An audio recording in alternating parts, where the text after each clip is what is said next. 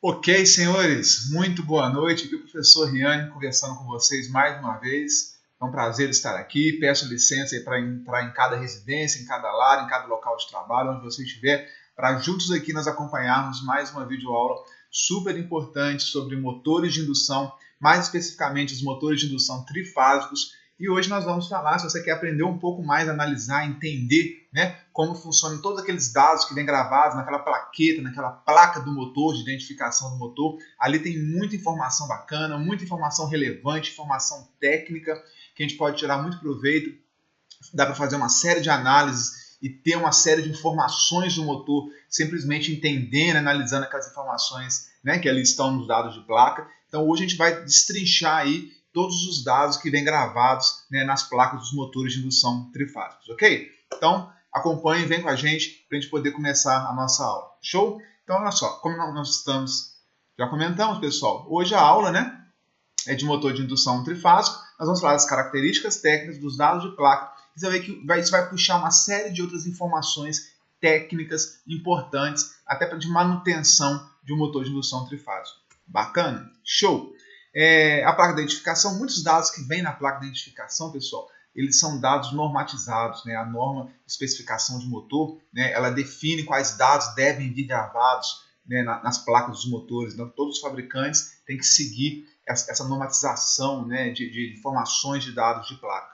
Aqui nós temos um exemplo de um dado de placa da WEG, né? É muito comum você encontrar muito por aí. Inclusive o nosso trabalho tem a ver de vocês buscarem um dado de um motor, os dados de placa de um motor, e fazer essa análise, fazer esse entendimento de tudo que vem ali gravado. Ok? Então, olha só, nós temos aqui, eu dividi aqui em 22 informações, olha só, né, uma plaquinha, quanta informação a gente pode extrair dela. Eu dividi aqui em 22 informações que nós vamos passar uma a uma, né, umas mais rápido, outras mais devagar, outras para vocês pesquisarem ainda mais em casa por conta própria, né, porque aqui realmente é um universo que se forma dentro aqui desses dados de máquinas de indução. Beleza? Então, olha só, começando, pessoal, se a gente analisar aqui, né, o dado de placa, aqui, ó, número 1, marca o modelo, né, do meu motor, da minha máquina. Então, a marca aqui, WEG, né, o modelo aqui, ó, WEG Alto Rendimento Plus. Então, é um motor da WEG, né, de alto rendimento Plus, né, fazendo uma analogia aí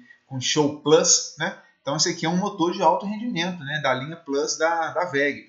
E ele segue aqui, ó, a norma de especificação de motor NBR 7094, que é de máquinas elétricas girantes, motores de indução, a parte de especificação. Tá? A norma é um show, tem muita informação ali. É uma pena, né, que ela é paga, a gente tem que comprar a norma para ter acesso, mas a gente consegue ir na internet buscando alguns fragmentos, entendendo o que é normatizado. Aqui na própria apresentação, né, muitas coisas das quais nós vamos comentar, nós vamos falar, é muito tirado dentro da norma. Tá? Então, isso é experiência, né, pessoal? É estudo, é dedicação. Conforme você vai trabalhando, você vai estudando, você vai aprendendo, né, a norma vai se tornando cada vez mais o nosso dia a dia. Não é isso?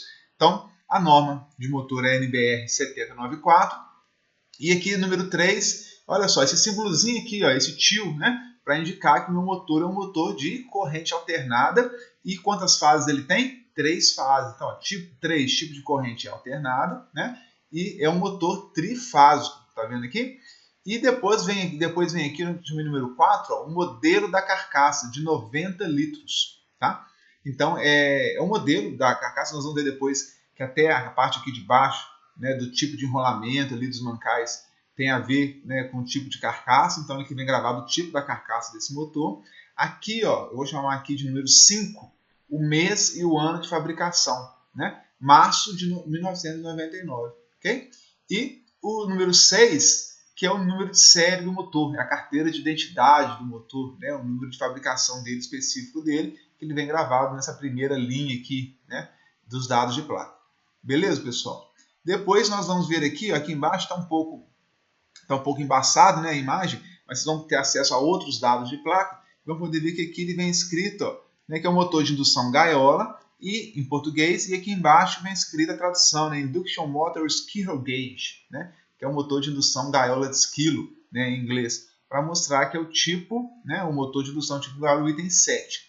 A frequência aqui, 60 Hz, tá? Então até aqui sem nenhuma grande novidade até então. E agora vem aqui, ó, CAT-N, né, que agora sim é o item 9, que já traz uma informação que vocês não tenham trabalhado ainda, que é a categoria do motor, né? E nesse caso aqui a categoria é a categoria do tipo N, né? Vocês têm noção? Alguém já viu o que significa essa categoria do motor? Então vamos lá, vamos tentar entender um pouco mais o que é essa categoria do motor de indução. Ah lá, nada mais é, pessoal, aqui a gente tem uma curva característica, padrão, muito comum, né, do conjugado vezes a rotação para o motor assíncrono ou motor de indução. Tá? Acostumem-se com esse perfil aqui de curva, ó. Esse aqui é um motor categoria N, inclusive, tá? Que aqui a gente traz várias informações. O que é isso, pessoal? Ele traz a curva de torque, de conjugado ou torque do motor de acordo com a sua rotação.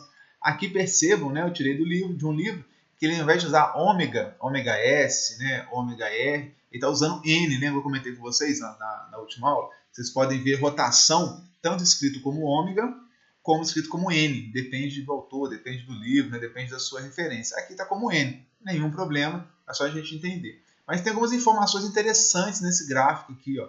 Vamos começar a entender, né, o que está acontecendo. Aqui, ó, o eixo de torque e aqui no X o eixo da rotação do meu motor. Tá? Então, primeiro, o que nós temos aqui? O conjugado nominal. Esse conjugado nominal aqui, a gente pode dizer que é o conjugado nominal da carga. Tá? Então, qual é o conjugado nominal resistente? Né? Qual é a resistência, a força, né, que a minha carga vai oferecer? Então, isso depende da carga. Então, aqui a gente marca o conjugado nominal da carga e marcamos aqui o conjugado com o rotor bloqueado do meu motor. O que seria esse conjugado com o rotor bloqueado do motor? Né? Imagina que na hora da partida o motor está parado.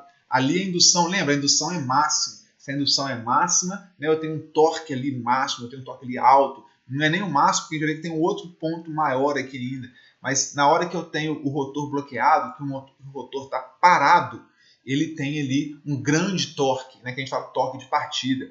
Ainda comentando sobre isso, imagina se o meu motor está em funcionamento e eu vou acrescentando carga, e a rotação aqui vai só diminuindo, porque eu estou colocando cada vez mais carga no meu motor, está pesando cada vez mais o eixo, e de repente meu motor trava. Né? Eu coloquei tanta carga que ele arriou, ele não conseguiu mais girar com aquela quantidade enorme de carga. Nesse momento, né, com rotação, olha aqui, ó, rotação zero, eu tenho aqui um conjugado que a gente chama de conjugado de partida, em algumas referências, ou conjugado com o rotor bloqueado. Tá? Então, entendo, no momento da partida, ou então no momento que o motor está em operação, mas eu coloco tanta carga na ponta do seu eixo que ele chega a travar, ele vai desenvolver esse torque aqui. Ó.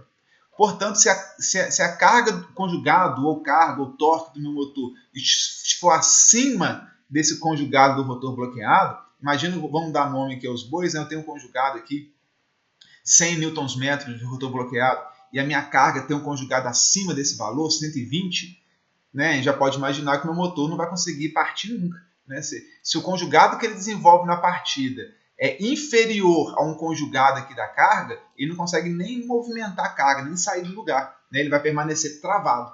Então, já dá para entender, né, que o conjugado da carga sempre tem que ser menor, sempre tem que ser abaixo do conjugado de rotor bloqueado, desse conjugado mínimo aqui também. Né? Então, você vai ver, o motor, na hora que a rotação ela vai aumentando, ele sai da inércia, ele vence a inércia e começa a acelerar, a rotação ela passa aqui, ó, por um pico mínimo, né? por um vale aqui, onde eu tenho um conjugado mínimo que o motor vai desenvolver. Né? Então, a minha carga ela também tem que estar abaixo desse conjugado mínimo. E algumas referências comentam que tem que estar 15% abaixo do mínimo. Mas o ideal, né, uma regrinha prática que a gente utiliza no dia a dia, é 30%. Então, normalmente, na hora que eu vou especificar o meu motor, né, para ver qual é o torque de partida, qual é o torque de aceleração, qual é o torque que o meu motor tem que ter, né, nesse momento o torque mínimo aqui, normalmente ele tem que ser uns 30% acima do torque da carga.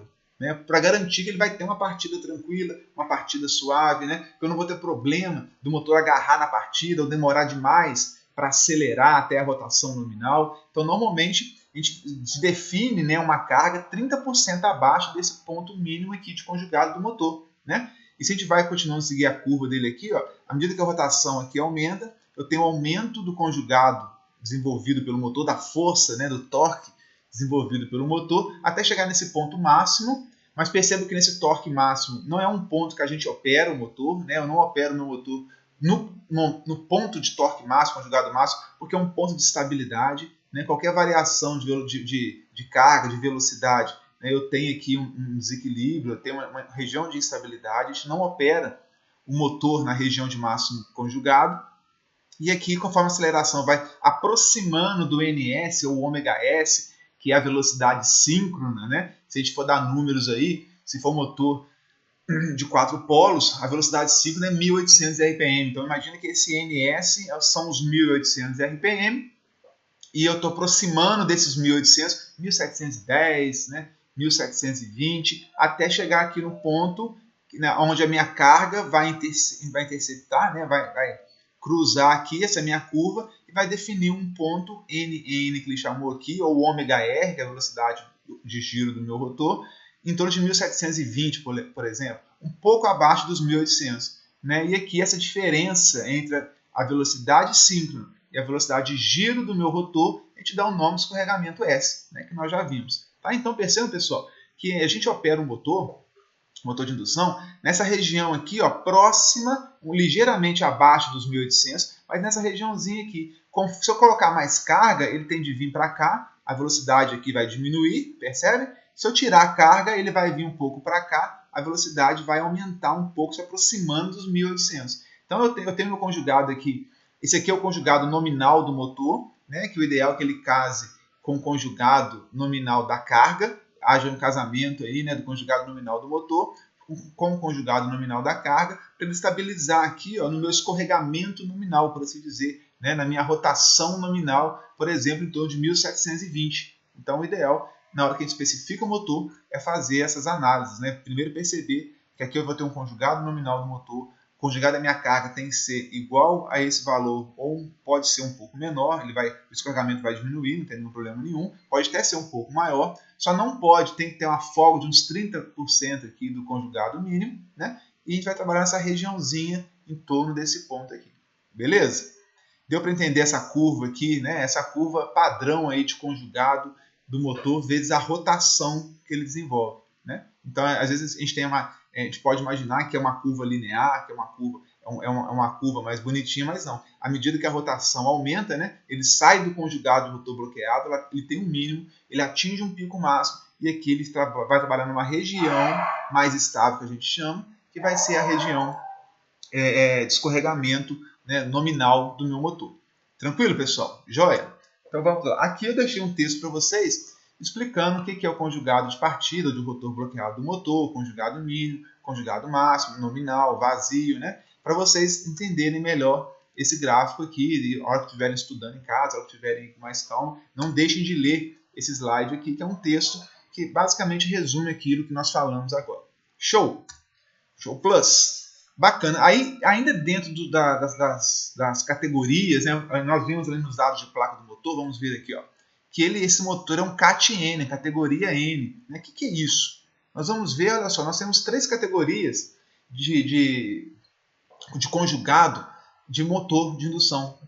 De motor de indução trifásico, olha só. Nós temos a categoria N, que é essa curva padrãozão, que é o mais utilizado por aí, né? Nós temos a categoria H e a categoria D. São curvas diferentes. Isso tem a ver com a forma construtiva do motor, tá? Tem a ver com o tipo de aço que eu vou utilizar, com o tipo de entreferro, o espaço de entreferro, o gap que eu estou utilizando. Então, uma série de características construtivas, né, do estator, do rotor, que vão definir esses desempenhos diferentes, né, de acordo com a rotação, de acordo com a velocidade do meu motor. Ok? Então, aqui, ó, se for um motor padrão, ele vai seguir essa curva categoria N. Se for um motor feito de uma forma um pouco diferenciada, portanto, normalmente não, ele é um pouco mais caro, né? E o categoria D. Então, de acordo com o material que eu utilizo, com o projeto que eu utilizo, com o espaçamento, com as folgas, né? Com espaço, com gap entre rotor e estator, tudo isso define a resposta do motor, do conjugado do motor,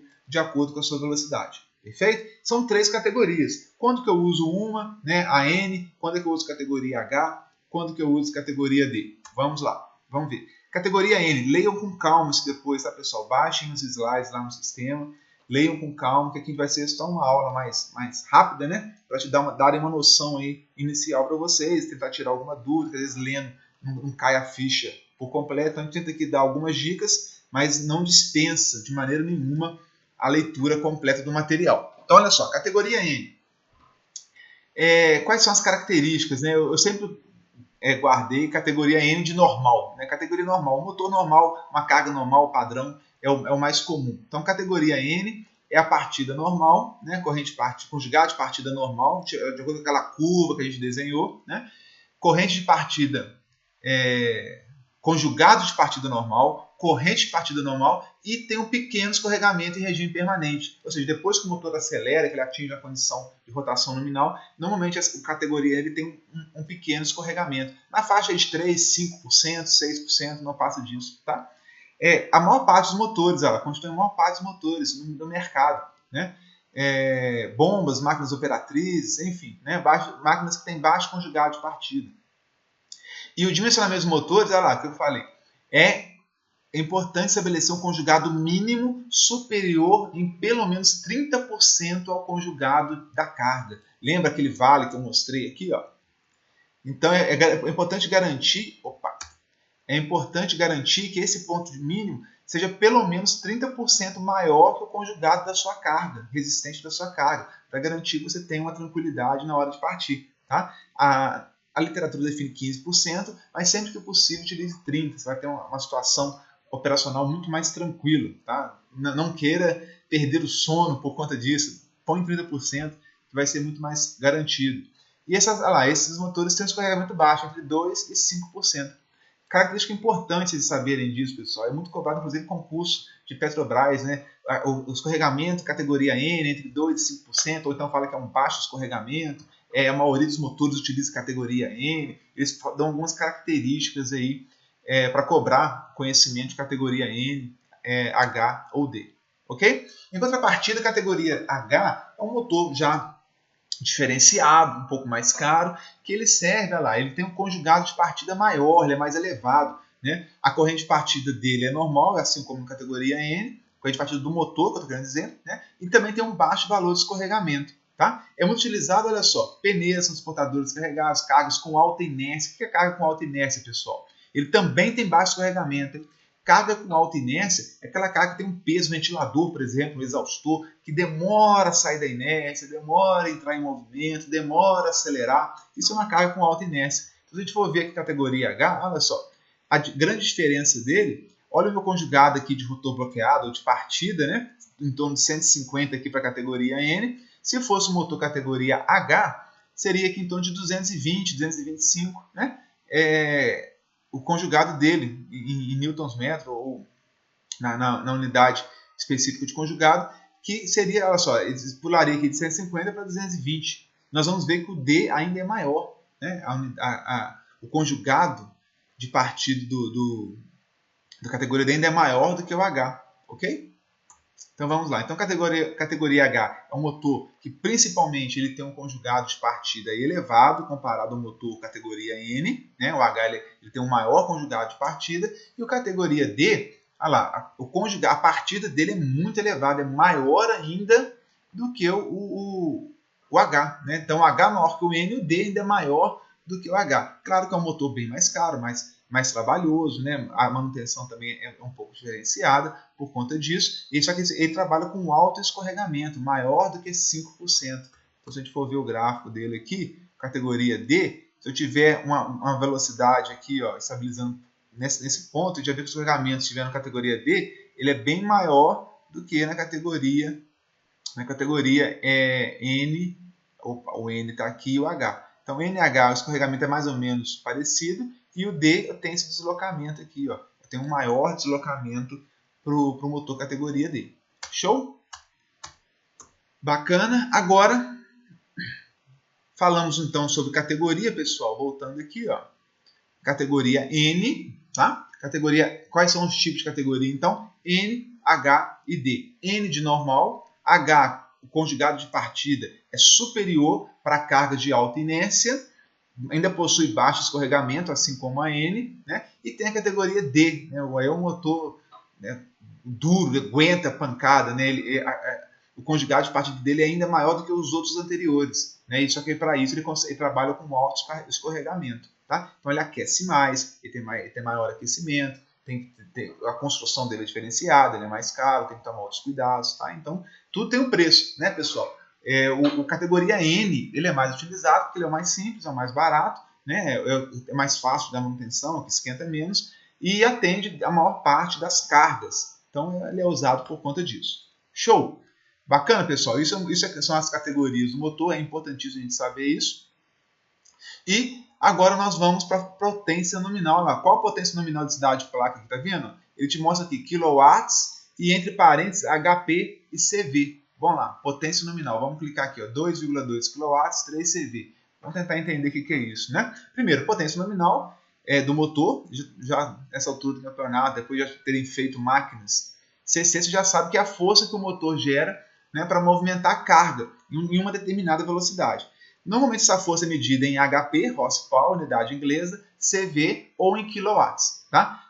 A maior parte das placas, pessoal, eles trazem informações tanto em CV ou HP quanto em kilowatts. Esse exemplo aqui, ó, ele te dá a informação lá da placa da WEG, né? 2,2 kilowatts e coloca aqui CV entre parênteses. Vamos voltar lá para vocês verem. Olha lá. Kilowatts é do lado de fora do parênteses, HP ou CV é dentro do parênteses. Então ele é 2,2 kilowatts, dentro do parênteses é CV. Aqui, ó, dentro do parênteses é CV. Então, dentro aqui é em cavalo, vapor, né? E aqui fora é em kilowatts. Será que é isso mesmo? Né? Como é que eu transformo de kilowatts para CV? Né? Basta pegar os kilowatts do motor, coloquei aqui, dividir por 0,736, porque 1 cavalo, né, é igual a 736 aqui embaixo. Tá vendo aqui? Então, se eu pegar 2,2 kilowatts, dividir, né, aqui eu poderia ter colocado, pessoal, 2.200 watts, dividido por 736, ou 2,2 kilowatts, dividido por 0,736 CV, né? Então, se eu fizer essa divisão aqui, vai dar 2,99 cavalos, que é 3, é o 3 que está aqui. Ó. Tá? Então, se eu usar aqui a potência em kilowatts, eu divido o cavalo aqui embaixo também por 1.000. Né? Então, vai ser, em vez de 736, vai ser 0,736, porque aqui em cima está em kilowatts. Tá? Se fizer 2.200 por 736, é a mesma coisa. Okay? Daqui 2,99 aproximadamente 3 cavalos. Um detalhe interessante, pessoal, porque para a VEG é a mesma coisa, um cavalo é igual a um HP. A gente percebe que é muito próximo, né? Um cavalo é 736 watts, na verdade tem uma vírgulazinha aqui, né? A gente arredonda para 736, e um HP é 745,7 watts, que a gente arredonda para 746 watts. Né? Então são muito próximos. E para a VEG um cavalo é igual a um HP, que ela coloca aqui, ó. HP ou CV. Então é 3 HP ou 3 CV, para ela é a mesma coisa, ela não entra nesse detalhe de vírgulazinha, não. Né? É um fator aí de segurança que ela trabalha, que ela garante que 3 cavalos, 3 CV é a mesma coisa, ou 2,2 kW. Está tudo certo, tá? Para evitar preciosismo. Entenderam a questão da potência nominal do motor, que vem gravado nos dados de placa? Tá? Então percebo que a maior dúvida que eu vejo é, às vezes, uma coisa muito simples. Né? Eles não sabem identificar se isso aqui, a parte de fora, é kilowatts, ou cavalos, ou HP, e a parte de dentro é a mesma coisa. Olha aqui, ó, a placa sempre te dá essa informação. Né? Então, em kilowatts primeiro, dentro do parênteses é em cavalos. Tá? Depois nós temos aqui, ó, RPM, né? Rotações por minuto, ou minuto a menos 1, que é 1 sobre minuto, né? Rotações por minuto. Que aqui ele deu o valor de 1730. Olha só, se ele falou que é 1730, quantos polos tem esse motor, hein, pessoal? Pensem comigo aí, modo de responder essa, né? Se é 1730, é óbvio que a velocidade síncrona desse motor é 1800, que são 4 polos. Então já dá para matar a charada por aí, né? Se a gente falar na rotação nominal do motor, olha lá, olha o gráfico de novo aqui, ó, de uma curva de um motor categoria N, né? Vocês já sabem ver que isso aqui é um motor categoria N, ok? Aqui, ó, conjugado de rotor bloqueado, conjugado mínimo de novo aqui, o nominal, parece aquela curva lá, né? O conjugado máximo, o escorregamento, a rotação aqui nominal, papapá. E aqui, esses 1730 é esse ponto que está aqui, ó. E aqui está os 1.800. Eu tenho os 1.800, que é a rotação síncrona, e aqui eu tenho os 1.730, que é a rotação, que é o escorregamento nominal. Olha o escorregamento aqui, tá vendo? Então, daqui já dá para eu inferir, né, que é um motor de 4 polos, 1.800 RPM, e que aqui eu tenho 1.730 de rotação nominal, se eu tiver com a carga nominal de projeto desse motor, os 2,2 kW ou os 3 CV de potência que nós já vimos, na ponta do eixo. Não é isso? Aqui, pessoal, só para mostrar, leiam esse slide com calma, como é que a velocidade do motor, né, vai variar de acordo com a carga. Então, olha só, quando o torque solicitado aumenta, quando eu ponho mais peso na ponta do eixo do motor, a velocidade do motor vai diminuir.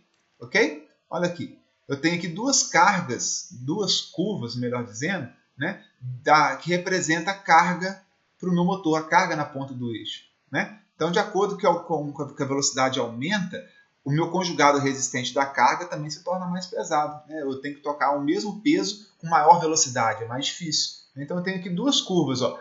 Carga solicitando um torque elevado, muito peso, vou ter muito peso no motor, né? Tem muita gente no elevador, e aqui eu tenho pouca gente no elevador. Né? Então, como é que fica o escorregamento do motor nesses dois casos? O elevador mais vazio, ó, aqui vai ser próximo do NS, ó, próximo dos 1.800.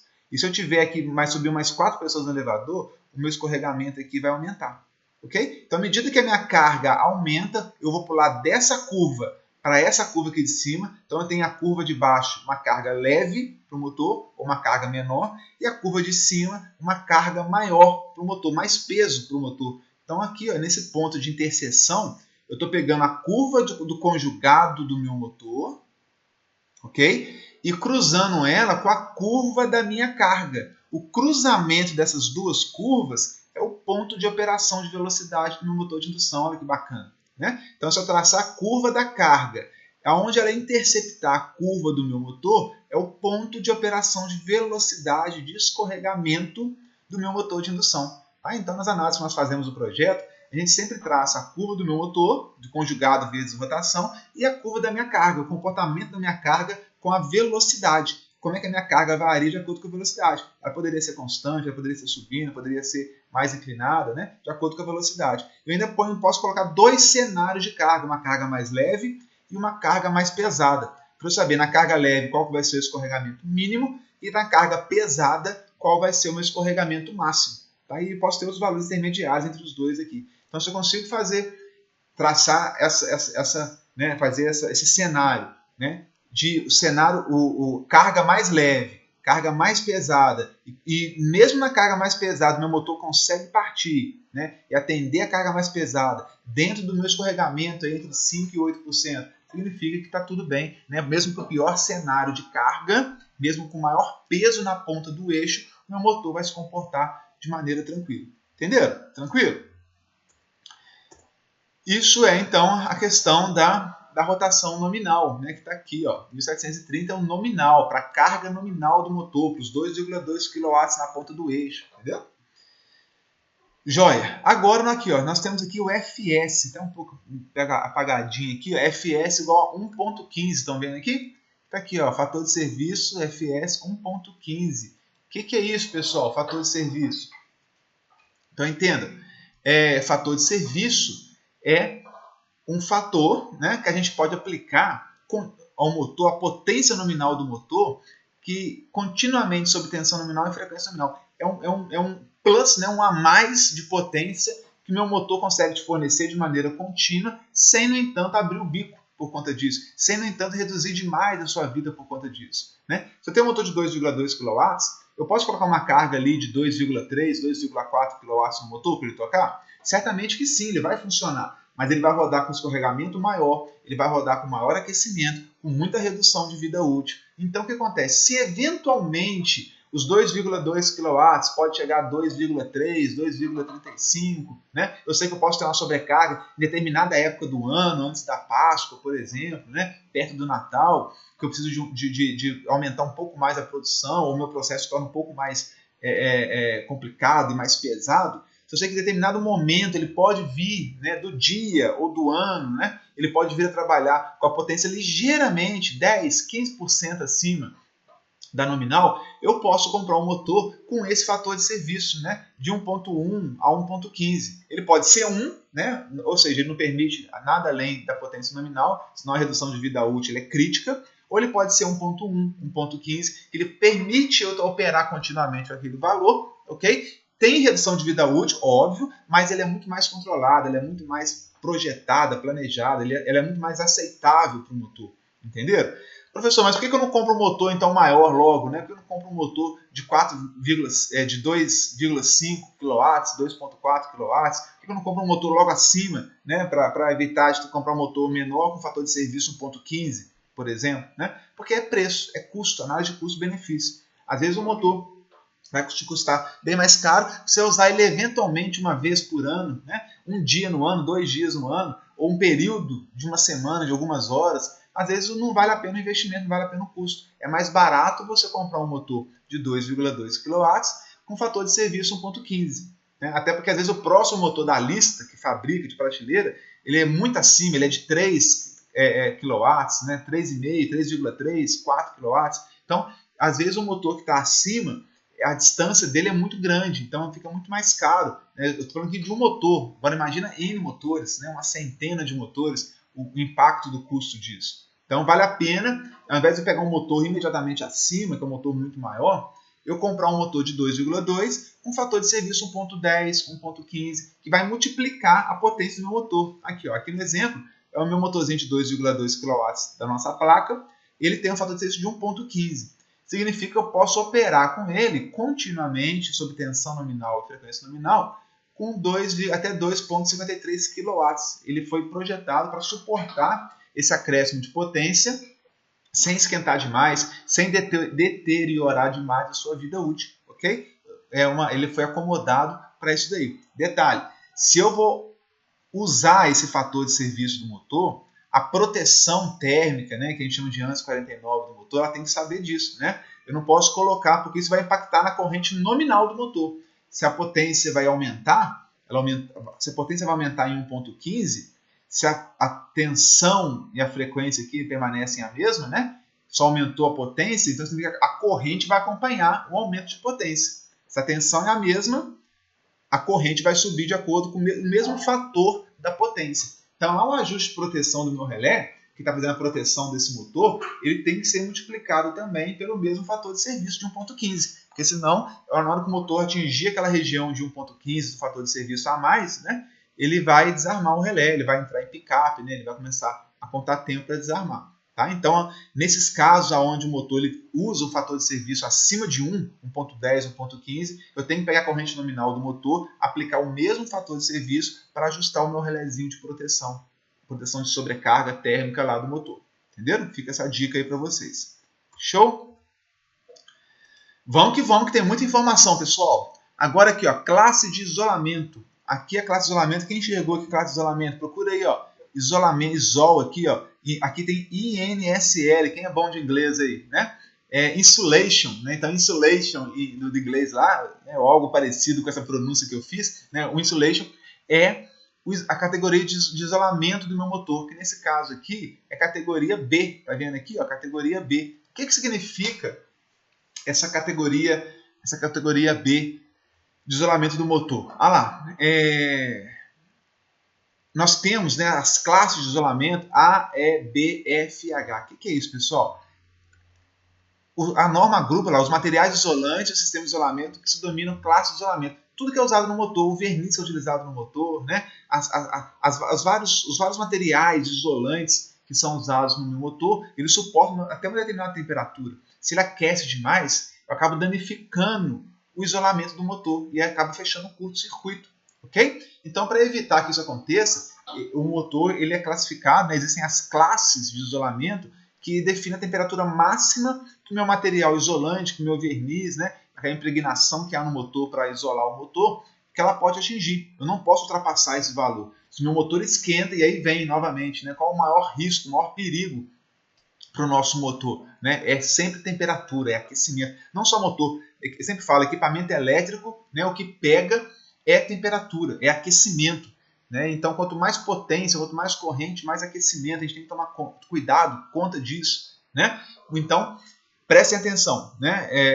Para não furar o isolamento, que eu costumo dizer, né? Para não ter derretimento, danificação, não sofrer nenhum tipo de dano, avaria, eu tenho que respeitar as temperaturas de acordo com as classes de isolamento. Tá? As mais comuns é A, E e B, 105 graus, 120, 130, né? E H são motores especiais. Então é lá um motor classe B. O que significa? Né? Que todo o meu material isolante do motor ele pode atingir no máximo 130 graus. Então se eu passo uma corrente além da conta, lembra que acabou de falar de fator de serviço? Se eu passo uma corrente além do fator de serviço, ou o fator de serviço é 1, eu trabalho com a potência nominal acima de 1, 1.5, 1.10, 1.15, né? Ele vai aquecer e pode vir a danificar, entre outras coisas, o meu isolamento do motor, aonde vai trazer os meus defeitos, os meus problemas. Tá, pessoal? Então, quando a gente fala, quem define as classes de isolamento de máquinas é a NBR 17094, que também acompanha uma IEC, que é uma norma da Europa, europeia, né, sobre a parte também sobre elevação de temperatura, né, temperatura ambiente, mais uma elevação, não pode ultrapassar esses valores descritos aqui na norma, ok? Show? Então, classe de isolamento é muito simples, né? Classe B é 130 graus. Na hora que eu vou ensaiar o motor, na hora que eu vou comprar o motor, na hora que eu vou fazer teste, uma manutenção, normalmente é verificada as temperaturas ali dentro, que elas não podem ser ultrapassadas de acordo com a sua classe, de isolamento, né? Então, se eu comprei um motor classe B e na operação normal dele, em regime, lá na fábrica, fazendo teste de inspeção, ele atingiu algo muito próximo disso, ultrapassou 130 graus, esse motor está reprovado, né? Porque em condições normais ele tá superando a temperatura da sua classe de isolamento, então esse é um risco muito grande, a gente tem que prestar atenção nisso, e as fábricas de motor, elas fazem esses ensaios, esses testes de elevação de temperatura, né? De temperatura máxima, de acordo com a carga máxima colocada no motor também, para provar que realmente ele é um motor, né, classe B que não ultrapassou esse limite de temperatura. Show? Bacana? Depois tivemos aqui a Insulation B, tem aqui IP sobre N. O que é isso, hein, moçada? Nós temos aqui IP sobre N, 6,7. Quem sabe o que é esse valor aqui, ó, de IP dividido por IN, 6,7, que é a corrente de partida, IP sobre N. IP, corrente de partida, I de partida, dividido pelo I nominal, né? O que é isso? É a corrente que o motor absorve da rede no instante da partida. Olha o gráfico aqui. Na hora que eu ligo o motor, que ele vai vencer a inércia, vai sair da inércia, dá um correntão de partida, e aí depois que o motor vai acelerando, na medida que o tempo vai passando, essa corrente vai diminuindo até atingir o seu regime permanente. Entendeu? Então isso é a corrente de partida do motor. E na placa, ele vem falando, né, que o IP sobre N, por exemplo, no nosso caso, é 6,7. Normalmente, pessoal, é entre 6 e 9 vezes a corrente nominal do motor. Tá? Então, nesse caso específico daquela plaquinha nossa, o IP dividido por N é 6,7. O que significa isso? Que a minha corrente de partida, se eu passar o IN aqui multiplicando cruzado, né, minha corrente de partida vai ser de 6,7 vezes a corrente nominal de partida. Ou seja, 6,7, a gente vai ver lá nos dados de placa, que se eu ligar o motor em 220 volts, a minha corrente de partida vai ser de 8,4 amperes. Depois eu já volto lá e mostro. Vou voltar de uma vez, né? Vamos mostrar aqui, ó. Eu tenho a corrente de partida aqui, ó, esse 8,4 aqui, né, 8,40, se for ligado em 220 volts aqui na primeira tensão. Então eu tenho que... Opa, voltei errado. Corrente de partida. Eu tenho que a corrente de partida vai ser 6,7 vezes a nominal, que nesse caso, se eu ligar o motor em 220, vai ser de 8,4 amperes. Portanto, se eu fizer essa multiplicação, a corrente, o pico aqui da corrente de partida, vai ser de 56, no máximo, de 56,28 amperes por um tempo. À medida que o motor vai acelerando, essa corrente de partida vai reduzindo até estabilizar em regime permanente, que nesse caso é 8,4 amperes. Então percebam, no início, na hora que eu energizo o meu motor, ela dá uma pancada aqui de 56 amperes e depois ela estabiliza aqui em 8 amperes, que é o regime permanente do meu motor. Show? Tranquilo? Estão conseguindo entender, pessoal? Bacana? Então esse é o IP sobre IN. E ao lado do IP sobre N, tem aqui, ó, agora o IP55. Quem já trabalhou com esses valores, né, aí no dia a dia, quem sabe me dizer o que é esse IP55? Ele que é o grau de proteção do meu motor. Alguém sabe? Vamos lá. É usado esse grau de proteção IP do motor, pessoal, é usado para vários equipamentos elétricos, mecânicos, tá? Seja lá qual for, equipamento eletrônico, que tem a ver com a penetração de poeira dentro do meu equipamento, dentro da minha máquina, e de água. Penetração de, basicamente, poeira é o primeiro dígito e água é o segundo dígito. Tá? Então, quando eu quero dizer se o meu, como é que é o fechamento, quão estanque é o meu equipamento, né, contra a penetração de sujeira, poeira e água, a gente usa esse grau de proteção IP. Tá? Então, olha lá, os motores que trabalham em ambientes mais desfavoráveis, imagina numa mineração, né, onde eu trabalhei na Vale, é muito pó de minério. Aquilo vai depositando lá dentro do motor, no verniz, os enrolamentos, aquilo vai impregnando o verniz. Falamos de classe de isolamento lá atrás, né, do material do verniz, da classe de isolamento tipo B, vai até 130 graus. Só que o minério vai impregnando ali no verniz, vai danificando o verniz, vai comendo o verniz, e daqui a pouco o verniz ele já não suporta mais aquela temperatura da classe B, né, daqui a pouco ele está fechando curto-circuito, porque ele foi danificado por impurezas, né, por ações abrasivas e tudo mais. Tá? Então, olha só, por exemplo, imagina equipamento, não é só motor, é painel, transformador, o que for, tá? Equipamentos mecânicos, que está num lugar sujeito aqui não a pó de minério, mas jato d'água. Então ele tem que possuir um invólucro capaz de suportar esses jatos sob determinados valores de pressão e ângulo. Então tem até o ângulo a norma define. Eu posso ter direto 90 graus, 45 graus, né, de acordo com a curva que vem. Pode ser chuva, né, inclinação de chuva, do jato d'água, tudo isso é levado em consideração para definir o grau de proteção do motor. E aí, a NBR aqui, ó, IEC 634-5, 60034-5, melhor dizendo, ela define os dois algarismos, é IP, grau de proteção, IP, XX. O primeiro algarismo é a proteção contra a penetração de corpos sólidos, poeira, por exemplo, tá? Poeira, não só poeira, toque acidental, dependendo, o motor, o equipamento é tão aberto que eu consigo tocar lá dentro com o meu próprio dedo. Então penetração de corpos sólidos, né? A abertura que eu vou ter para enfiar ali poeira, sujeira, dedo, seja lá o que for. Tá? E o segundo algarismo aqui, X, é o grau de proteção contra a penetração de água no interior do meu equipamento, do motor, seja lá o que for. Do nosso exemplo é um IP55. E nós vamos ver na tabelinha que o primeiro 5 aqui em verde, ó, é a proteção contra acúmulo de poeiras que são prejudiciais ao motor. Então a abertura, o fechamento do meu motor não permite nenhum tipo de acúmulo de poeira, de pó de minério, seja lá o que for, que seja prejudicial ao motor. Então ele é bem fechado. Né? E aqui o 5, ele evita também que jatos de água em todas as direções entrem dentro do meu compartimento do motor. Olha que bacana. Então é um grau de proteção elevado, né? Um motor mais fechado, que é bom porque nada entra, nada contamina, nada umedece, no caso de água, mas o motor troca menos calor com a atmosfera. O motor, o meu equipamento, consegue entender? Tudo é bom, mas é ruim, né? Se eu fecho demais, se eu protejo demais, ele esquenta demais, porque ele não troca calor com o ambiente. Se ele tem espaços para troca de calor, ventilação, né, ele vai aquecer menos. Então, o motor, quanto maior o grau de proteção do motor, já deu para perceber, né, maior, mais robusto tem que ser o meu motor, tem que fazer troca de calor de outras formas, mais caro ele vai se tornando, né, mais difícil é eu manter esse motor resfriado, né, ok? Com aquela temperatura abaixo dos meus limites, inclusive da classe lá de isolamento. Não é assim? Então vamos lá, as tabelinhas, olha só, pessoal. O primeiro algarismo lá, IP55.5, o 5 estava aqui, ó.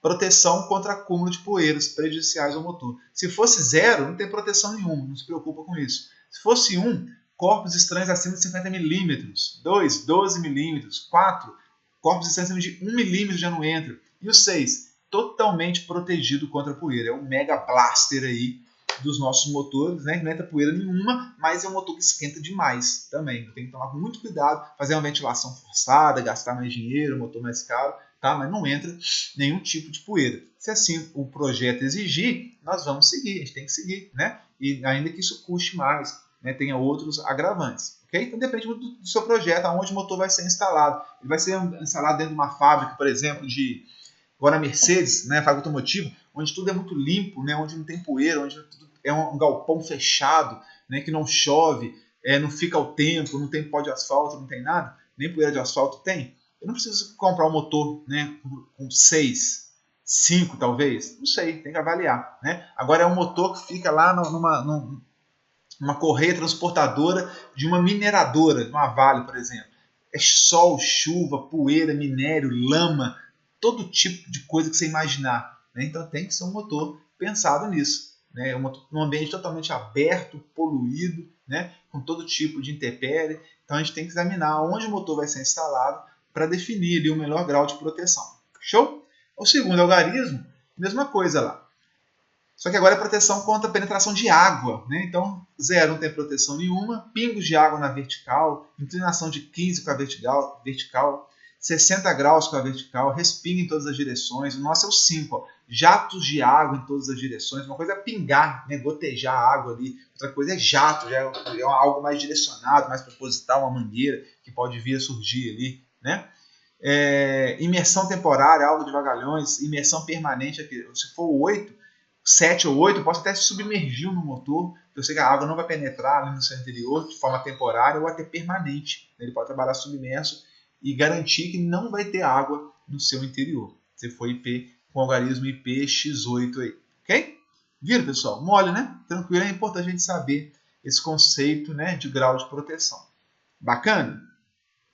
Acabamos aqui grau de proteção, vamos para a linha de baixo aqui agora. O motor, a tensão nominal dele é 220, 380 ou 440. Nós vamos ver que esse motor, né, lá na frente, vou gravar uma outra aula, vou fazer aula síncrona com vocês na próxima semana, explicando como é que eu ligo esse motor em 220, como é que eu ligo esse motor em 380, ou como é que eu ligo esse motor em 440 volts. Ou ainda em 760 volts, se for somente na partida, que é only start, ou somente partida, esse último caso aqui. Então, esse motor ele tem múltiplas tensões de ligação, múltiplas possibilidades de ligação de acordo com a tensão da minha rede, do meu sistema, né, da minha distribuição, da minha subestação. Tá? Pode ser 220, pode ser ligado em 380 e pode ser ligado em 440. 3 possibilidades aí de acordo com a tensão da minha rede. E nós vamos ver quando que eu uso uma ou outra, entender isso mais, mas não é na aula de hoje isso. Tá? Por enquanto, é importante apenas a gente entender, né, o conceito de tensão nominal, né, como diz que esse motor eu posso ligar em uma indústria de 220, 380, 440, são as tensões mais comuns, e aquele motor ali de 12 terminais permite que eu ligue em qualquer uma dessas tensões mais comuns da indústria. Tá? Importante dizer que esse valor aqui, ó, 220, 380 ou 440, são tensões de linha entre duas fases, né, entre AB, BC, CA, né? Então, tensão de linha, a gente não fala motor, isso é por norma, tá? Aquela norma de especificação do motor. A gente não fala tensão de fase para motor, não. Sempre o motor, tensão de linha, tá? Então, 220, 380 é sempre entre duas fases, tensão de linha, tá bom, pessoal? Nunca é entre tensão fase e neutro, não, ok?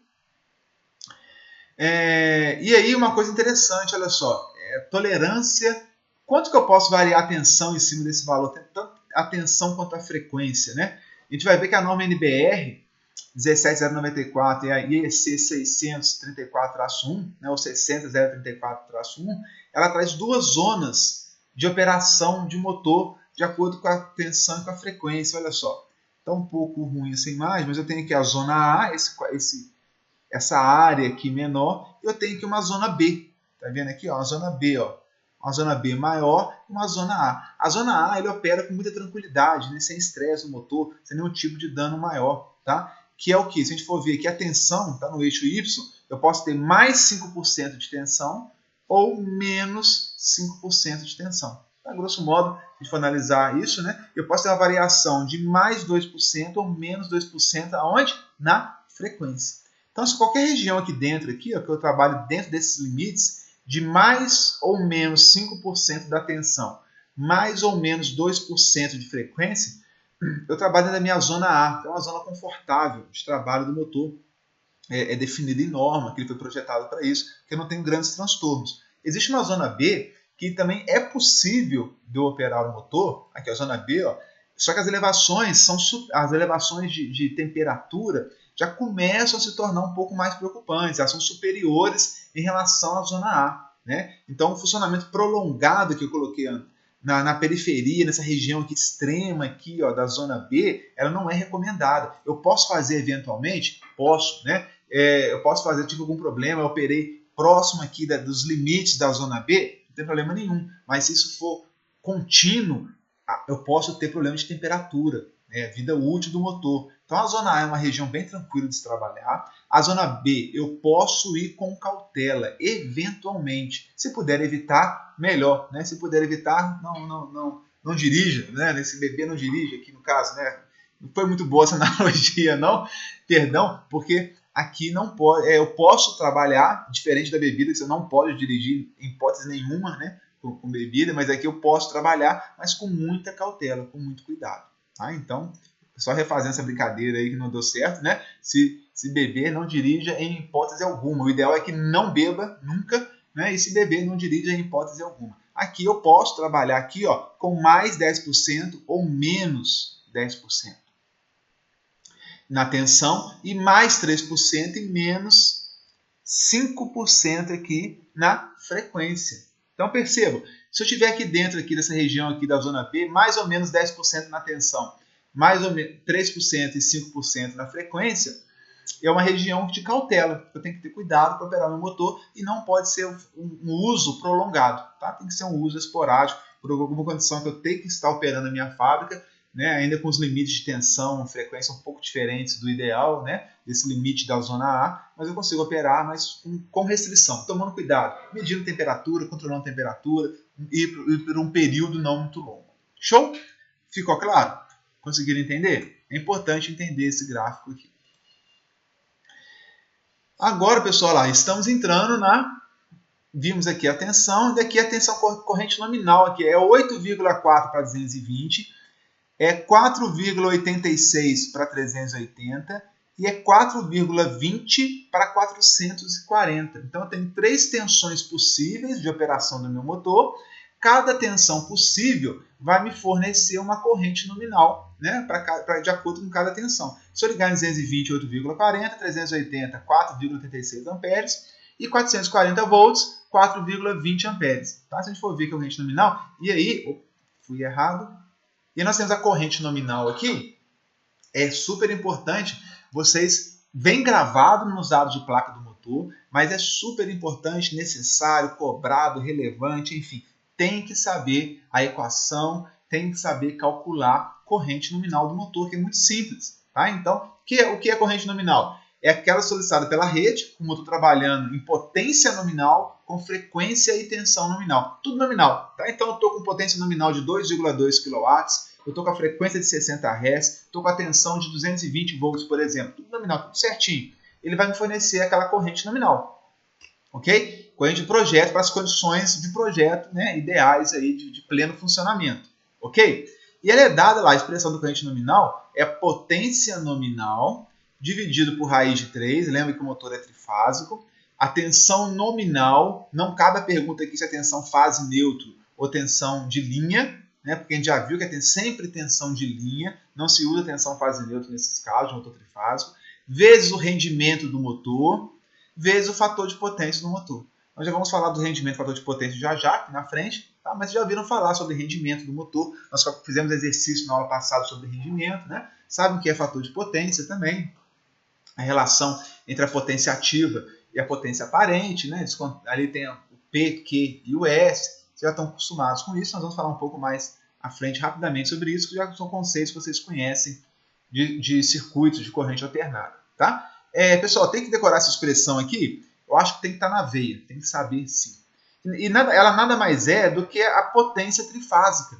Lembra? Vocês estão vendo em circuitos de potência, potência trifásica, não viram ainda, vão ver que a potência trifásica de um equipamento, né, de um sistema, ela é raiz de... Passa isso aqui multiplicando aqui para cima, né? Então, vou isolar aqui potência nominal do motor, o raiz de 3 vem aqui para cima, o Vn vem para cima, o rendimento vem para cima, o fator de potência vem para cima. Então, a potência ativa em watts é raiz de 3 Vn e N vezes o cosseno do âmbito, porque a potência ativa é watts, né, vezes o cosseno, vezes o rendimento. O que o rendimento vai te dar? Né? Por que eu estou multiplicando pelo rendimento? Porque lá na ponta do eixo do motor, lá na ponta do eixo, eu sei que é a potência que entra, ela desconta as perdas e fica a potência ali na ponta do eixo, líquida que sobra. Quem faz essa relação entre a potência de saída e a potência de entrada é o meu rendimento. Por isso que eu tenho que dividir aqui por E para achar a corrente nominal da entrada. Corrente nominal aqui, né? Não existe corrente nominal na ponta do eixo. Existe a corrente total do motor consumida pela CEMIG, fornecida pela CEMIG, melhor dizendo, né? Então, quando eu falo em corrente nominal do motor, estou falando da corrente que eu vou medir lá no meu painel, lá na minha gaveta, lá na minha subestação, seja lá onde for, né? Que é a corrente que está drenando, que está consumindo da rede, da minha rede de energia, ok? Então, ali dentro tá a potência útil no motor, no eixo, estão as perdas, estão tudo ali dentro, a corrente total, né, da potência elétrica de entrada do meu equipamento, tá? Aqui tem uma legenda sobre cada item, e aí acho que vale a pena vocês vão praticar essa equação aí. No exemplo nosso aqui da placa, né? A potência nominal na ponta do eixo do motor é 2,2 kW. Eu tenho aqui 220 volts, vou fazer para 220, para 380 e para 440. Por quê? Porque lá na placa me foi informado que o motor ele pode operar em 220, ele pode operar em 380 ou com a rede 440. Se ele pode operar nessas três situações, eu vou calcular uma corrente nominal para cada caso, tá?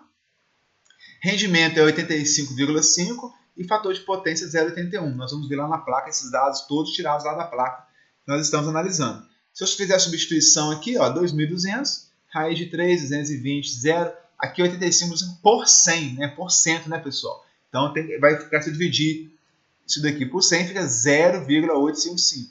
E o fator de potência 0,81. Eu vou achar uma corrente nominal aqui de 8,34. Lá na placa está 8,40. Muito próximo, né? Se algum erro de arredondamento de fator de potência, de rendimento dos valores de placa, que provocou esse errinho aí de 8,40 para 8,34. É a mesma coisa. Aqui, se eu usar a tensão de 380 volts, fizer a substituição aqui de 380, o resto é igual, eu chego numa corrente nominal de 4,83 amperes. Lá, se eu não me engano, está quanto mesmo, hein? Esqueci. Está 4,86 aqui, estão vendo? E lá está 4,86 para 4,83. Esse errinho deve ter algum arredondamento aqui no fator de potência ou no rendimento que provocou essa diferencinha nossa. Aí chegamos lá ao mesmo valor, não se preocupem, tá? Com relação a isso. Beleza, pessoal? E por fim, fazendo o cálculo aqui da corrente nominal usando a tensão de 440, eu vou ver aqui 4,17 amperes. Lá na placa, ali eu vi agora, né? Tá dando 4,20 amperes. Bem próximo também, tá? Chegamos no valor. Então isso aqui a gente tem que saber calcular, pessoal. É muito cobrado em tudo. Prova de estágio, prova de seleção para emprego, concurso. No dia a dia, às vezes você não tem a placa, tem as informações do motor, mas não tem o dado de placa, não tem o dado de corrente. Você quer fazer uma conta rápida, né? Para aplicar algum fator de serviço. Então vocês têm que saber, pessoal. Cálculo de corrente nominal de motor de indução trifásica, motor de modo geral, né? Durmam aí repetindo essa equação, entendam, vocês vão ver esse custo de potência um pouco melhor, né, que é o cálculo da potência trifásica, que eu pego isso tudo aqui e multiplico para lá, aí fica muito fácil entender essa equação, né, você não tem que decorar nada, você já sabe a equação de potência, que é raiz de 3, V de linha, I de linha, cosseno θ, e aqui só entrou o rendimento, né, porque aqui tem a diferença das perdas. Então é muito tranquilo. Aí entendam, pratiquem, calculem, né, façam junto comigo aí essas contas para vocês entenderem a equação e não tem nenhum tipo de problema, tá? Esse gente, líquido certo, tem que saber, né? Falou em máquinas, falou em motor, tem que saber essa equação e não percam uma vaga de emprego, de estágio, de concurso, né? Por conta disso, e muito menos passem um carão feio na área, porque não sabem calcular uma corrente nominal da pessoa, não sabe a expressão, né? É feio, pega mal, né? Então, apliquem, usem o cálculo de corrente nominal. Beleza, senhores? Vamos que vamos, não desanima não, estamos chegando aí próximo já aí de 1 hora de aula, né? Muita informação, né? Ligadão aqui no 440, não pode parar. Só refrescar a garganta aqui. E eu vou seguir aqui até o final, até o 22. Se você já... Nossa, é muita informação, né? Eu tô pé no acelerador aqui para não ficar muitos minutos de vídeo. Dá uma parada, toma uma água, termina de ver no outro momento, né? Divide o vídeo em 2 partes, mas não deixe de assistir até o final, ok? Essa apresentação, essa parte do curso que fala dos dados técnicos de motor é muito legal, muito importante, tá? É a parte gostosa, que, né, os cálculos são bacanas, são fáceis, e é a parte conceitual do motor que você está aplicando, está entendendo o que está acontecendo, é usado para especificar o motor, para análise de defeito. Então, aprenda, é gostoso. Quem for trabalhar nessa área, né, tenho certeza que talvez vai voltar aqui nessa aula, nesses slides, para tirar alguma dúvida, porque a todo instante, é o dia a dia, né, usa isso a todo instante. Beleza? Então vamos lá. Falamos da corrente nominal, e aqui vem reg, embaixo dirty, né? Dirty é serviço, né? É o regime do motor, e aqui em cima em português regime, S1. O que é regime de serviço, né? O dirty, ou regime de trabalho do meu motor, que nesse caso aqui é S1. O que significa isso, pessoal? Olha lá. É o grau de regularidade da carga a que o motor é submetido. Deu para entender aí alguma coisa? Deu dúvida? O que é isso, pessoal? Tem cargas que você liga e ela fica ligada ali, rodando o dia inteiro. O mês inteiro, semana inteira. Fica ali rodando com aquela carga, ali, consumindo aquela potência na ponta do eixo, constante. Ligou, ficou. Tem cargas que eu ligo, desligo. Liga de novo, desliga de novo. Vai, desliga. Ligo agora, desligo, espero meia hora, ligo de novo.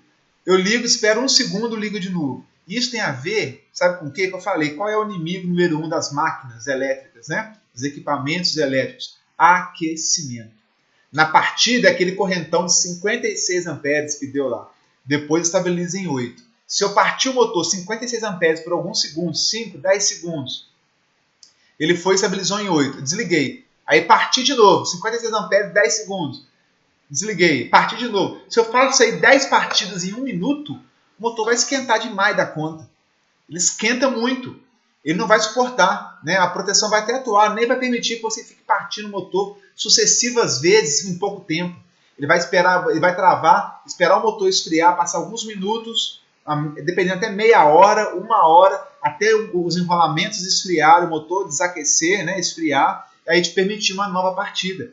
Então, se você tem uma carga que parte muitas vezes, né, por minuto, ou por hora, né, ou por dia, isso é o regime de serviço da carga. É uma carga que você parte, ela fica ligada constante. É uma carga que você parte, ela fica oscilando, sobe, desce, a potência aumenta, a potência diminui, a potência aumenta, diminui. É uma carga que você parte, desliga, parte de novo, desliga, fica liga, desliga. Então, isso é o regime de serviço do motor. O motor ele tem que ser projetado para isso. O S1, né, nós vamos ver que o S1 aqui, ó, é um regime contínuo. Os motores são projetados para esse regime. Ligou, ficou lá a carga lá constante. Mas alguns motores, olha só, a maior parte deles é regime contínuo, S1, né, a carga é constante por tempo indefinido, igual a potência, os 2,2 kW do motor, e outros não. Os casos que não são regime contínuo, eu tenho que fazer essa aproximação da forma mais exata, ou mais, eu diria, se não puder ser exata, que seja mais severa possível. Tá? Que eu considere o pior caso, o pior cenário. Porque se o meu motor for em um regime de serviço projetado, comprado, especificado para o pior cenário, eu sei que ele vai aguentar a barra.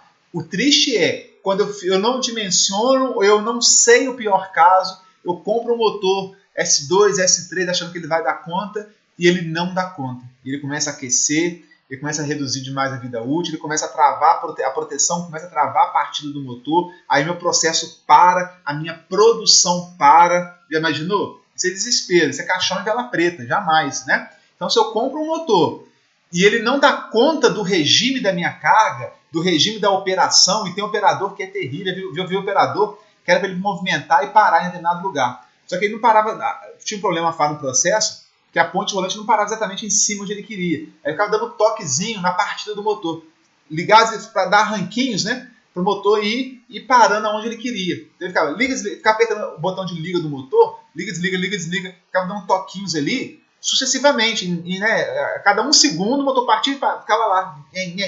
Isso para o motor é um aquecimento violento. Claro que o motor não aguentou, né? Só que aí eu tinha um problema na operação, o processo estava errado.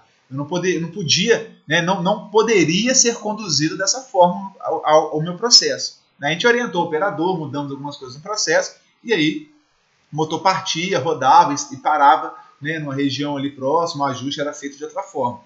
Era erro do processo, mas e se não fosse? Né, se não fosse erro do operador, ou se não fosse o problema do operador, né, fosse o erro do cenário, o projeto foi mal feito, não foi contemplado, né, essa possibilidade. Aí que é o problema. Aí a gente tem que comprar um outro motor que atenda ao regime da operação, que atenda o regime da nossa carga de partida, né, de sucessivas partidas ou não, ok? Então, olha só tem várias, a norma, né, essa norma 17094-1 da NBR, ela traz lá, tem os gráficos do comportamento da partida, do aquecimento, dos intervalos entre partidas, tudo direitinho, tá, pessoal? Se vocês quiserem entender lá, podem ficar, só acessar, procurar na internet, tem muita informação sobre isso, ok? Aqui eu não coloquei os gráficos para não crescer demais a nossa apresentação, não ficar também muito enfadonho. Mas quem for trabalhar com isso, tem os gráficos na internet todos disponíveis aí, tá? Dos regimes, desenho direitinho da partida, tempo de resfriamento, tempo de aquecimento, tudo lá, tá? Então S1, regime contínuo. S2, regime de tempo limitado. Eu parto da minha carga, ela opera determinada quantidade de minutos, depois eu paro, eu tenho que esperar ela esfriar para partir de novo, tá? Regime intermitente periódico com partidas, que eu posso ficar assim, o motor carga alta, carga baixa, carga alta, carga baixa, ou então carga alta, desliga, parte, carga alta, carga baixa. É uma grande possibilidade aí de cenários, né? Regime intermitente periódico com frenagem elétrica, que é um desgaste para o motor também, quando eu uso uma frenagem para parar o meu motor, feito de forma um motofreio, uma frenagem elétrica. Vai ver isso depois, mais adiante, talvez mais em acionamentos ou instalações industriais, que vocês vão ver motofreio. Se der, eu coloco aqui no final, talvez como seminário. Né? Me lembrem aí de colocar o motofreio como seminário, que eu acho que é importante. Mais o que? Regime de funcionamento contínuo periódico com carga intermitente, frenagem elétrica, enfim, pessoal. Né? Ler isso daqui na hora que estiver fazendo a especificação, ver qual é o melhor cenário, né? Qual é o cenário que mais próximo, né, o mais severo para a sua carga, tá? Regime com variações não periódicas de carga, de velocidade, quer dizer, é muito, muito confuso, a gente não consegue prever muito bem, a gente acaba, né, projetando com maior folga, enfim. Né? Somos vários tipos de regime. Quem quiser conhecer mais desse assunto, busca lá as curvas disponíveis para cada tipo de regime desse na hora de especificar o motor. Bacana? Opa! Deixa eu voltar aqui.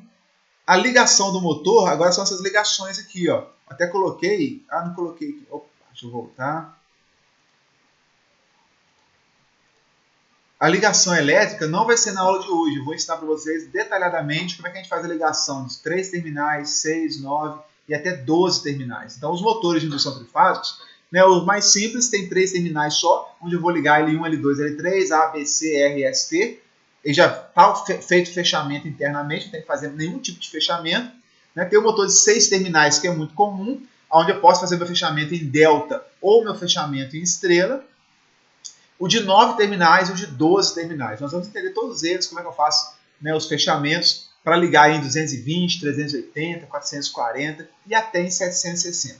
Ainda que seja somente na partida. Tá? Beleza? Mas não é aula de hoje, só ficaria muito conteúdo para uma aula só. Né? Vocês iam infartar do lado aí. Ok? Para terminar, pessoal, estamos terminando já. Olha só, nós temos aqui um desenho, um código aqui, a base de lítio. Aqui faltou o peso em quilos do motor. O que é isso aqui? Eu reuni isso tudo aqui, ó, na especificação dos rolamentos, lubrificação e peso do motor. Tá? Então, primeiro, o que é esse código aqui? Ó? Tá vendo? Tem uma setinha aqui na traseira e na dianteira. Na dianteira tem o 6205ZZ e na traseira, aqui perto do ventilador, 6204ZZ. A base de lítio. O que é isso, hein, pessoal? Esses códigos aqui, né, tem a ver com a especificação do tipo de rolamento dianteiro e o tipo de rolamento traseiro. Para quem é do ELME aí, da mecânica, né, vai até entender isso melhor do que a gente aqui, tá? Porque, ó, aqui era para ter uma... Era para estar marcado aqui, mas por algum motivo aqui, ó. Porque esse motor nosso, quem se lembra lá do início, vou voltar aqui, ele é um motor de carcaça 90 litros, aqui, ó, 90L, tá? Modelo da carcaça, 90L. Esse 90L aqui, que define a carcaça do motor, eu vou vir aqui agora e ver se for o motor 90L, Não é 90 litros não, tá, pessoal? Perdão, está com essa mania né? Enfim, ele é 90L e aqui eu tenho o rolamento dianteiro 6205ZZ, vê se bateu aqui, ó, 6205ZZ, e o traseiro 6204ZZ. Então, isso daqui eu consigo comprar, né, os rolamentos, caso eles precisem ser trocados devido a uma manutenção preventiva ou corretiva mesmo. Aqui tem a ver o tipo de rolamento mecânico que eu vou usar para esse motor. Tá? Lá falou que o tipo de lubrificação dos rolamentos, dos mancais, aqui é uma lubrificação à base de lítio. Tem algumas que usa essa... Aqui não é racha não, pessoal, é graxa. Vou alterar lá, tá? Perdão. Graxa Mobil, né, Polyrex EM, depende... Tem alguns tipos, né, de compostos utilizados para lubrificação, para usar essa graxa aí nos rolamentos, ok? E o peso do motor dado em quilos, que nesse caso ali ficou em aberto, tá? Então aqui é graxa, tá, pessoal? Perdão. Nós temos aqui... Então, aqui vem aqui, ó, 6205ZZ, 6204, já vem escrito na placa, né? Para facilitar aí o peão no dia a dia, na hora de saber qual o rolamento utilizar nesses motores, ok? E aqui o tipo de lubrificação que é utilizado. Aqui, não sei por que motivo, faltou a informação dos quilos do motor, ok? Aqui embaixo, ó, ele fala que ele faz parte do Programa Nacional de Conservação de Energia Elétrica, desse PNCE. Tá? É um motor já feito, pensado para conservação e eficiência de energia elétrica no uso, ok? E o rendimento dele é de 85,5%, fator de potência 0,81. Aqui o rendimento aqui, ó. Se a gente falar do rendimento, o que é o rendimento, né? A gente sabe que, nós já vimos, fizemos exercício sobre isso, que o rendimento do motor, esse Mi aqui do alfabeto grego, percentual, vai ser a potência na ponta do eixo do motor dividido pela potência elétrica de entrada. Isso aqui é o que está consumindo da rede, da CEMIG, da subestação, do painel. Tá? Então, toda a potência elétrica que está entrando, né, no motor, se eu descontar as perdas, eu vou ter a potência de saída do motor na ponta do eixo. Se eu fizer essa divisão e multiplicar por 100, eu vou ter um percentual de 85,5%. Significa que eu tenho 14,5% de perdas para esse motor. De toda a potência que entra, 14,5% se perde, 85,5% se transforma, né, em torque em conjugado no eixo do meu motor. Essa ilustração aqui eu acho muito interessante, porque a gente tem aqui a potência fornecida elétrica de entrada, entendeu? Todos os meus quilowatts de entrada, e aqui no estator eu tenho perda no ferro aqui do estator, eu tenho perdas no cobre do meu estator. Aqui representa as minhas perdas no estator do meu motor. E aqui as perdas no meu rotor. Eu tenho perdas no ferro do motor também, perdas no cobre do motor, quando aqui tem as perdas mecânicas, né? Atrito, a perda por ventilação, perda no cobre, quando o meu motor de indução ele tem enrolamento de cobre no rotor, lembra o rotor em anel, né? Ou em curto-circuito ou em anel, e se for um gaiola de esquilo, tem também ali as perdas basicamente no ferro, ali no alumínio, né? das minhas varetas de alumínio e tudo mais. Então no meu rotor tem perdas no ferro, no cobre, no alumínio, né? Tem aqui, opa, acabou a luz aqui, pessoal, tá chovendo. Acabou aqui a energia, por isso que escureceu. Vocês estão vendo agora aqui a luz bem fraquinha, só com LED. Ó, voltou aí, falando de energia elétrica, já acabou a energia, já voltou. Eu não vou nem editar esse vídeo não, vai ficar desse jeito aí. Tá? Vai ficar assim. É o dia a dia, né? Se estivesse na sala de aula, a luz ia acabar e eu voltar, estaríamos todos sentados, então não vou editar, vai seguir desse jeito mesmo, tá? Vou ter problema só com a internet aqui, mas não vai afetar em nada a gravação desse vídeo, espero. Depois eu vou conferir, ok? Então, olha só, aqui as perdas no interior do rotor, tá? As perdas por ventilação, né? As perdas mecânicas por atrito, e aqui, de fato, ó, a potência mecânica utilizada no eixo. Potência mecânica saída aqui, ó. Então, se eu pegar esse valor, dividir por esse aqui de cima, eu vou ter meu rendimento. A potência mecânica de saída pela potência elétrica de entrada é o meu rendimento. Ajuda a entender bem esse conceito de rendimento. Tá? E aqui, no nosso caso, o motor de alto rendimento da WEG, por exemplo, né? Onde eu tenho aqui uma curva de rendimento de motor padrão, de acordo com a potência aqui em HP. Então perceba que foi dada a potência em HP. Quanto menor a potência do motor, olha lá, pior é o rendimento também. Estranho, né? À medida que a potência do meu motor vai crescendo, o projeto do motor vai aumentando em termos de potência, maior também se torna a eficiência do meu motor. Aqui, um padrão chega aqui, ó, acima de 0,92, quase aqui 93%, por aí, tá? E agora a curva de motor de alta eficiência, ó. Mesmo para 2 HP aqui, olha como é que é bem superior, quase 82%, né, contra 77%. Já aumenta bastante, né? Ali é um motor, nosso motor não é um motor de 3 por aí, né? Então está nessa faixa aqui, ó, motor de alto rendimento. Tá? Você perceba que eu posso chegar acima de 94%. Arredondando aqui, 94% de rendimento. Pessoal, isso é um rendimento incrível, né? Imaginar que eu tenho apenas 6% de perdas, né? É algo incrível, né? É algo fantástico. Então, o motor elétrico realmente já conseguiu atingir níveis aí de 94% de eficiência, de rendimento, tá bom? Então, só para comparação aqui de duas curvas, de um motor padrão e um motor de alta eficiência. Beleza? E agora o fator de potência, que aqui no caso é 0,81, né? Que na verdade todo mundo já sabe. Leia esses textos dos slides depois, para vocês entenderem um pouco melhor, né, a questão de um e de outro. O fator de potência, que é a divisão da minha potência ativa pela minha potência aparente. É assim? A gente sabe que o fator de potência, quando a carga é resistiva, puramente resistiva, ele vale 1. Se for uma carga indutiva, a gente fala que ele é indutivo ou atrasado. E se for uma carga capacitiva, a gente fala que ele é capacitivo ou adiantado. Motor de indução, pessoal, ele é basicamente bobinas, né? E sendo basicamente bobinas, ele é indutivo ou ele é atrasado. Então, se a gente medir o fator de potência de um motor, pegar um motor de 2 a 4 polos, normalmente, claro que a gente pode fugir dependendo da potência do motor, dependendo do número de polos do motor, do projeto, enfim, né? Mas normalmente, se a gente tiver que chutar um valor aí para o fator de potência do nosso motor trifásico, é entre 0,8 e 0,85. Tá? Se você colocar em 0,85, você vai estar com um valor muito próximo aí da realidade.